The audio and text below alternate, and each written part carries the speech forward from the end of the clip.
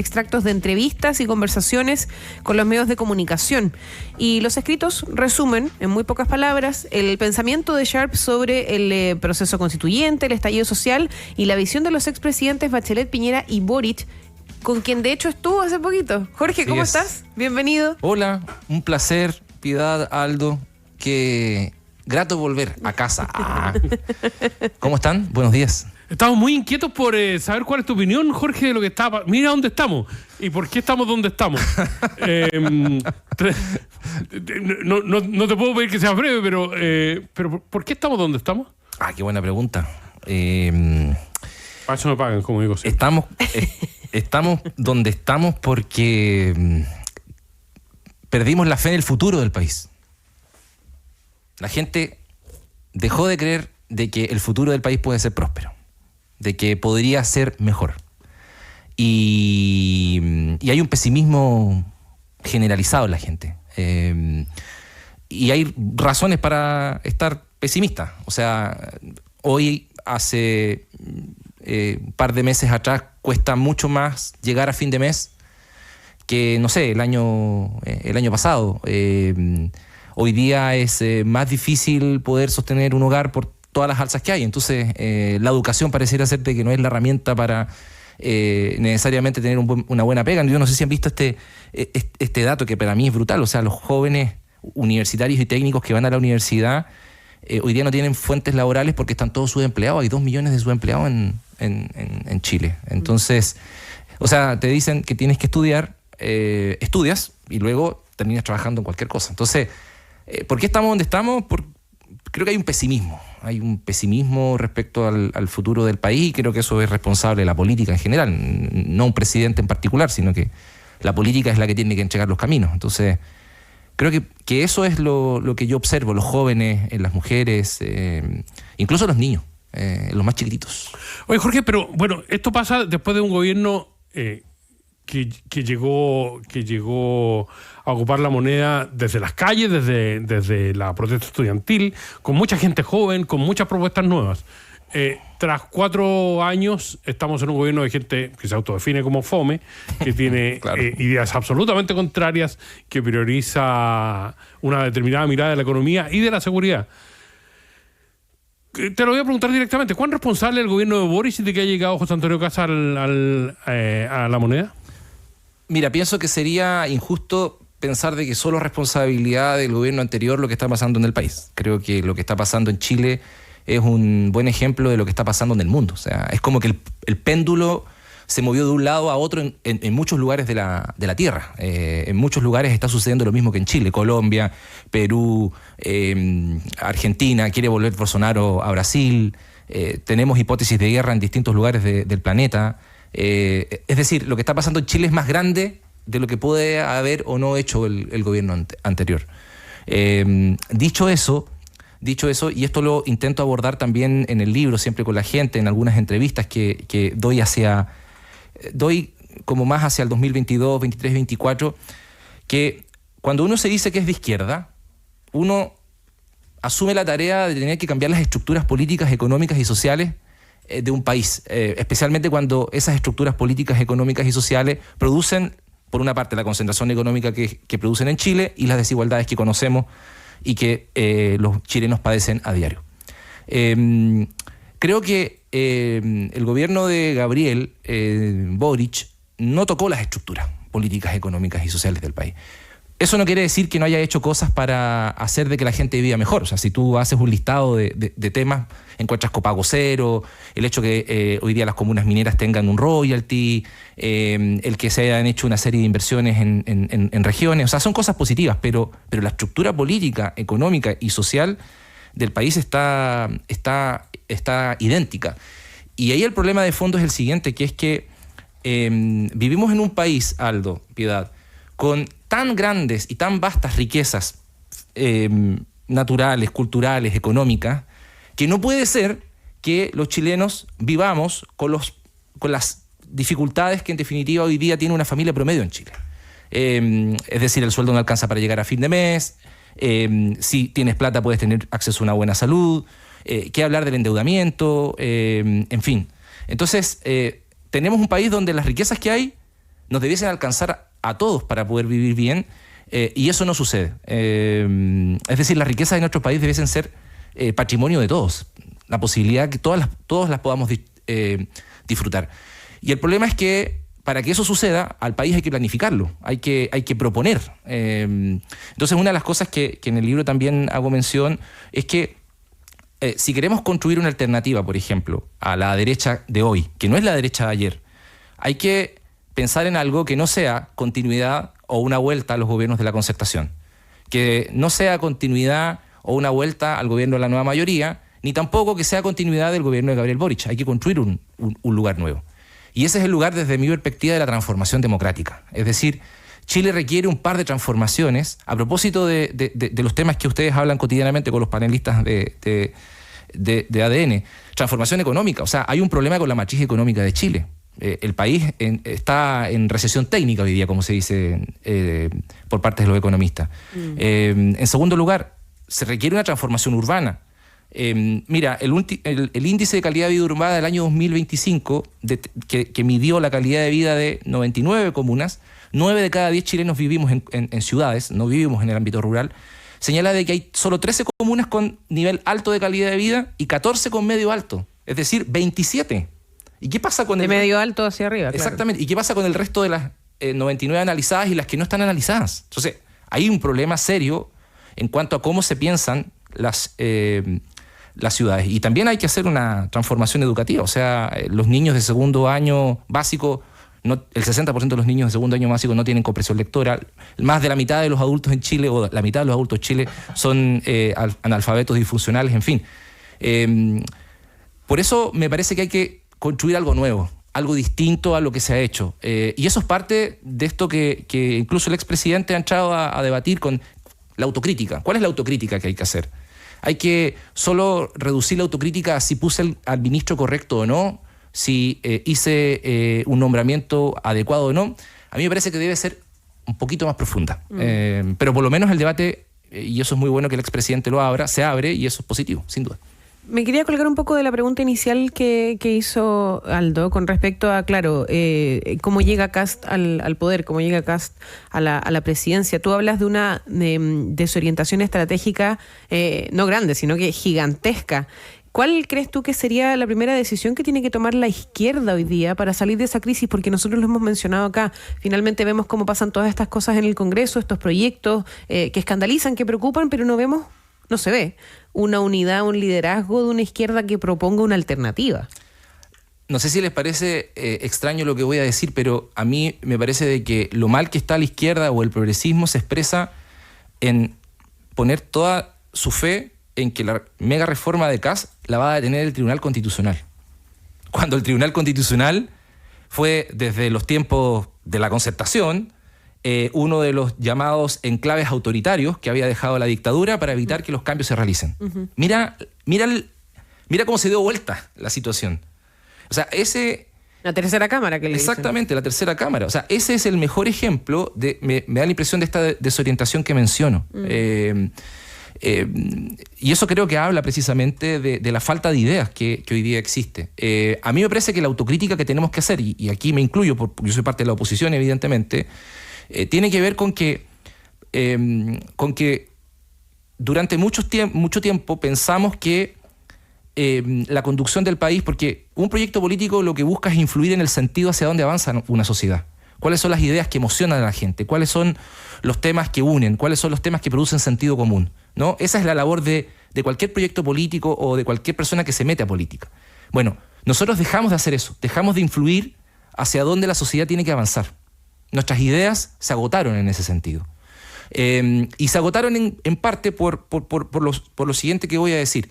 Se agotan porque reducimos durante, 4, 8, 12 años, pese a la gran avalancha de movilizaciones sociales que existieron, nuestra capacidad de acción política solo a la esfera institucional.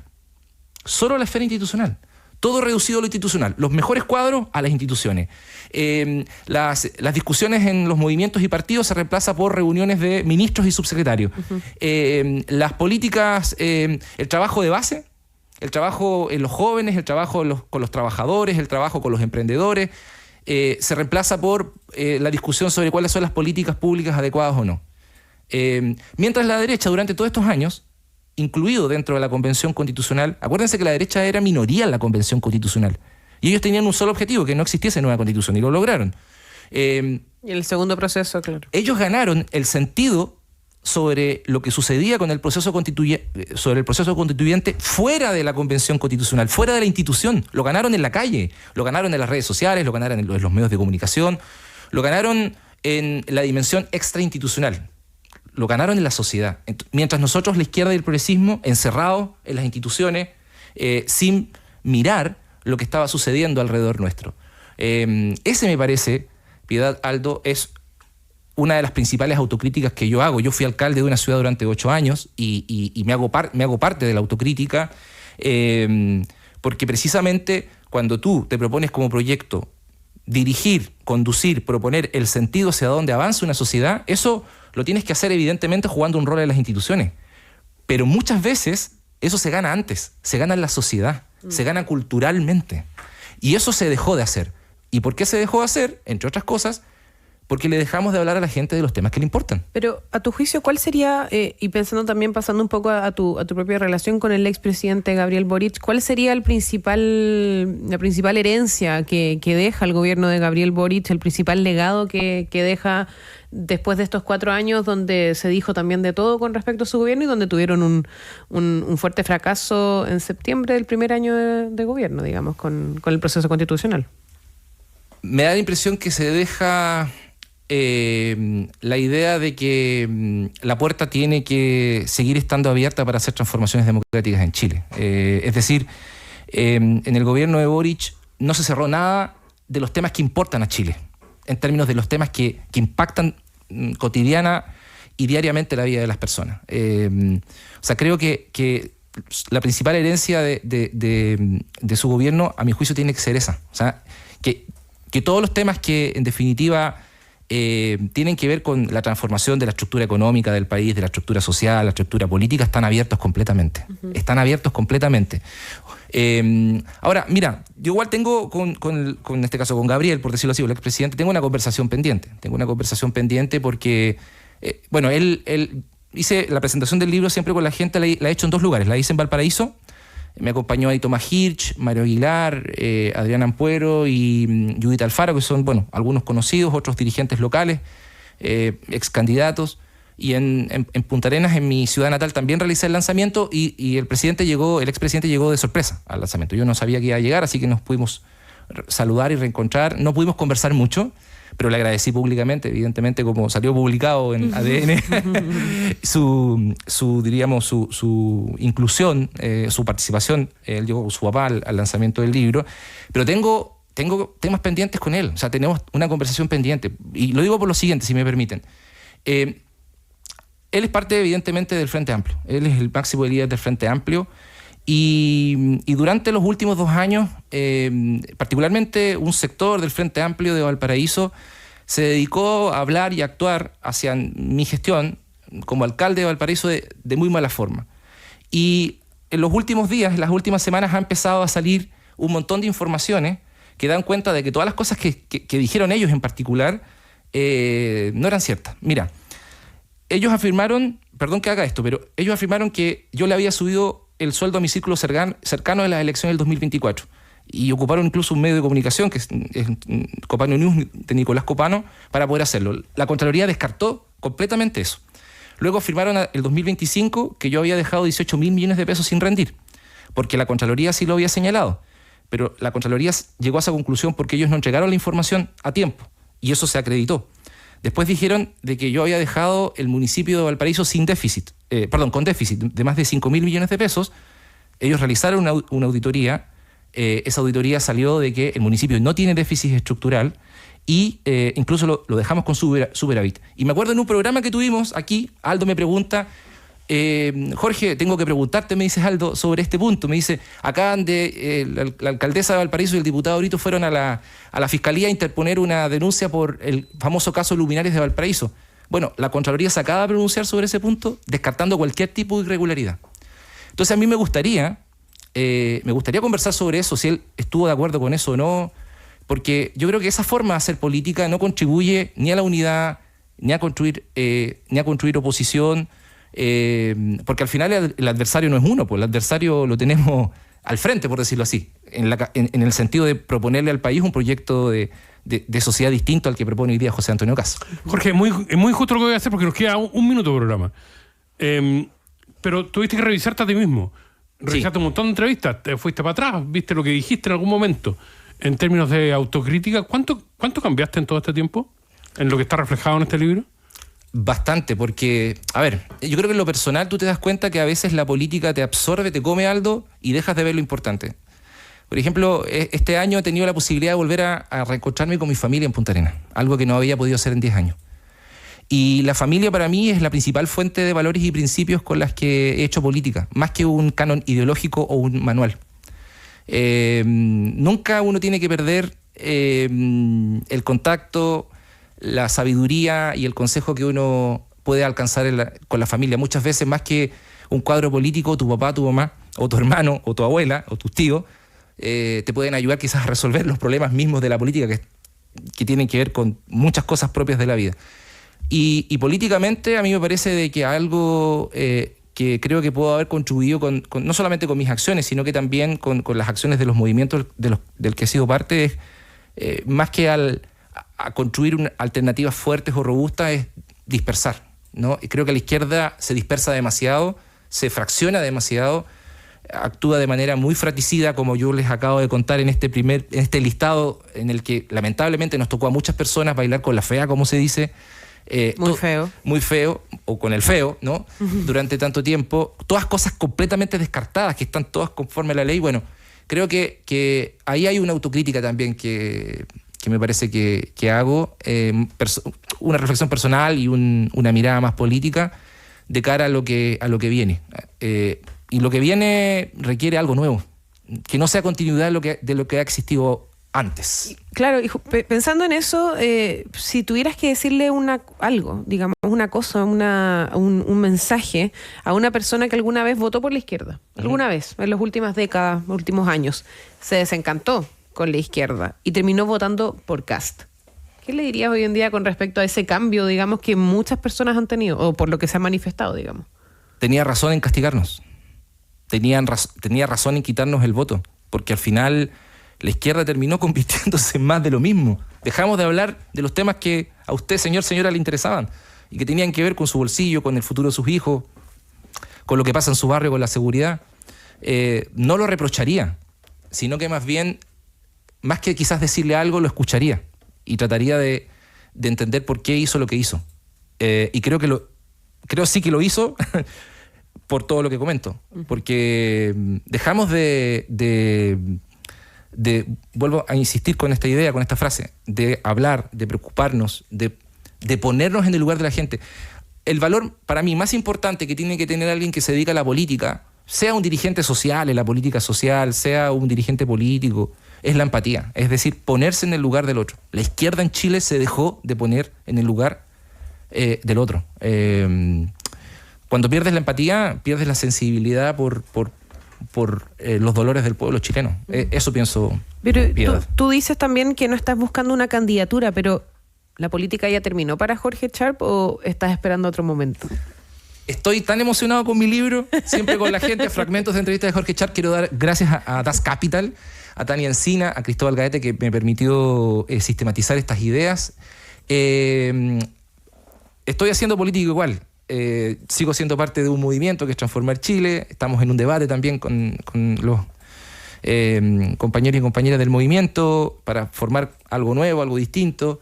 Pero estoy ahora haciendo política con el libro. Pues, yo creo que ¿por aquí va por ahora? Sí, por ahora. No, y sería... Mira, no sé si han visto que hay mucha gente que ha dicho que vamos a volver... tenemos que trabajar para volver al gobierno del 2030. Y digo, ¿para qué vamos? ¿Para qué van a decirle a la gente si acabamos de perder una elección con Janet Jara? Kast ganó por una millonada de votos. O sea, antes de empezar a poner el debate ahí, mejor pongamos el debate en otros lugares. Y yo he visto que hay hartos lanzamientos de libros. Mario Marcel ha lanzado el libro, ahora Carolina Toasta con otro libro. Sé que hay mucha gente que está pensando, está elaborando, está construyendo ideas y enhorabuena que eso sea así. De eso se trata ahora. Más adelante veremos que... No está ¿qué cerrada pasa? esa puerta. No, pues, ¿qué falta todavía? ¿Para qué? Jorge, muchas gracias por estar con nosotros. A ustedes por el espacio y que Nos tengan... preguntan nuestros Sí. auditores dónde está el libro, dónde lo pueden encontrar. Lo pueden encontrar en internet, en librerías independientes. Yo lo había buscado hace un tiempo atrás en Busca Libre y parece que se agotó. A ver, veamos. A ver, no creo que ya no está. Pero si buscas siempre con la gente fragmentos de entrevista de Jorge Sharp en Google, te va a aparecer un par de librerías donde está a la venta. A ver, lo aparece, estamos ¿no? buscando, no lo encuentro. ¿No? Ya, pero está disponible en internet. Sí, está por si lo disponible, quieren sí. encontrar, digamos. Siempre con la gente. Sí, está disponible en internet. Muy bien. Sí, bien. está, por ejemplo, en la librería del GAM. Está. Muy bien. Sí, ahí está. Buenísimo. Prosa y Política también, .cl. Perfecto. Muchísimas gracias, Jorge. También está Sin Stock en Busca Libre. Libre Independiente Bookstore también. Siempre con la gente. Ahí está. Muy bien. Gracias, Jorge, por estar con nosotros. A ustedes. Los temas del Chile de hoy.